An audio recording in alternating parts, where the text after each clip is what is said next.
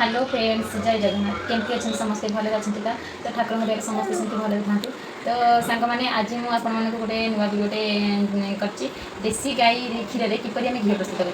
तो आपण तो समस्ते गाँव में रोते केमती कौन सब गाँव में तो गाई क्षीर अच्छी, कितु टाउन में रही केमी देसी गाई कौटू क्षीर आनी किपर घी मार्ची केमती मार्ची से ये क्षीरटा खास मो शाशु शिखी। तो भिडियो को लास्ट पर्यटन देखिए, स्किप करेंगे। आ भिडियो भल लगे लाइक करेंगे, कमेंट करेंगे, शेयर करेंगे, सब्सक्राइब करने को जमा भूलें। तो भिडियो स्टार्ट करवा। तो सांग मैंने देखु प्रथमे मु गाईर जो क्षीर टी फ्रिज्रे थोची। तो फ्रिज थोड़ा किसी समय तार जो ऊपर धला अंशटा से पूरा मोटा आकार बसी जाए। तो तापर सेटा है चिकण माने गाईर सेटा ही मेन सारटा। तो सीटा बसी जाए ताकू मु बाहर करके रखिकी स्टोर करके फ्रिज्रे किछि दिन रखे।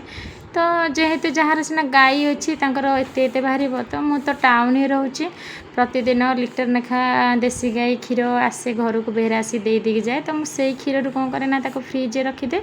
आ से क्षीर मुझे किसी रखी रखी स्टोर कर मारे 15 दिन रखे रखिकी तापर मु घी मारे। तो बजार तो घी किणिक आने जो भाई भेजाल मिसुचे आपण मैंने जानते। तो घी टे करदे पिला माने खाइबे, आम भी खाइबू।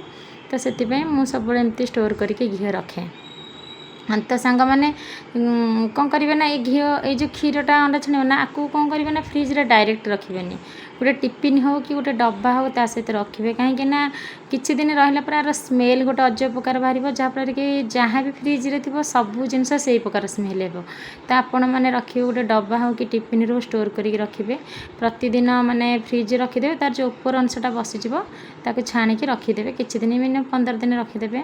तो ये जिनस टपिकटा मो शाशु शिखी, कहीं मो शाशु ही मत यहाँ शिखे।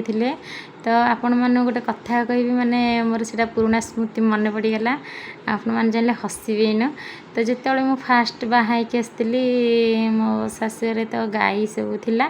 तो से बहुत गाई क्षीर आसे घरे, माने गाई था दिन को 2 बाल्टी 3 बाल्टी क्षीर। तो मो शाशु सब कौन करती एमती रखिकी गाई क्षीर फ्रिज रखती मारती। तो मत गोटे दिन से कहले कि गाई क्षीर मारिया घी मारिया गले, कहले कि आओ झील जा टे फ्रिज्रु अंडाटा नहीं आसबू, चूल्हे करेटा बस। तो मुझे गली मुझे फ्रिज जाक खोजुची जे अंडा कौटी अच्छी, किंतु प्रकृत हस कथाटा आपण मैंने हसबे जे अंडाटा कौन। तो मु फ्रिज जाक अंडा खोजिले किंतु अंडा किसी पाइलिनी। पुणी फेरिकी आसली, पुणी शाशु कहली कि बो मु अंडा पाइलिनी। ना सेठी अच्छी तते मिलूनी, पुणी गली खोजबानी ना तो बोपा ते तो आखि बोधे चषमा देकी छाड़नी आते किसी जना पड़ूनी अंडा पाऊन।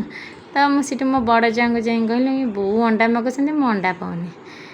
बो सीटी कहले कि सेटा केड़े ओली पिलाटा आ तू गलु सीटू मो बड़ जा सीटू गले कहले आणिकी जिते बों को धरेले मु पूरा अनेक ठिया माने मुझे किसी भी क्या कहीपारूनी जे माने प्रकृत सत कथा है अंडा क्या कहती ना जो क्षीर जो धला अंशटा उपरटा सेटा को से छाणिकी जो स्टोर करके रखती से जिनसटा को माने जोटा आम सर करके ग्राइंडिंग करे लहुणी बाहर सेटा से डायरेक्ट कौन करती ना क्षीर ऊपर धला अंशटा को छाड़ी रखी दियंती। तो सेटा को से माने अंडा कहती। तो आम घर तो गाई फाई सेमती किसी ना, मु कहीं जानी आकु अंडा कहती। मुझे सांग मैंने से कुकुड़ा अंडा खोजुची जे कुकुड़ा अंडा कहीं। तो देखला बेलू सेटा से जो क्षीर धला अंश घी मारुंट तो सेटा से ताकू ही अंडा कहते। तो मुझे क्या किसी न कहीकि मन मन बहुत हसिली आजे एत हसिली। मु घर को भी फोन करी कहली कि आकु अंडा कहती बोली, से जान नी। तापर मो शाशुठू मुझे शिखी से अंडा केमती करती।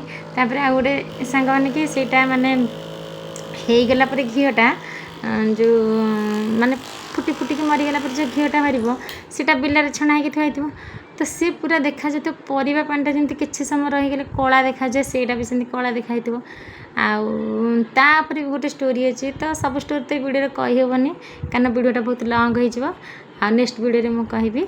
तो देखु ये मु घी मार प्रस्तुत। ता भर मो झी 2 जन कहले कि मामा मत भोक लगे कौन खाइबू। तो मुझे घी मारे भितर से जोड़े अटा और सुजी पान मधुरी पकईकि जोड़े अटा चकुली करदेली से 2 भणीक एपटे मोर घी भी प्रस्तुत चली मरा।